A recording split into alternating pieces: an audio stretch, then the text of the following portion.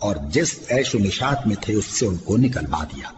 تب ہم نے حکم دیا کہ بہشت بری سے چلے جاؤ، تم ایک دوسرے کے دشمن ہو، اور تمہارے لیے زمین میں ایک وقت تک ٹھکانہ اور معاش مقرر کر دیا گیا ہے۔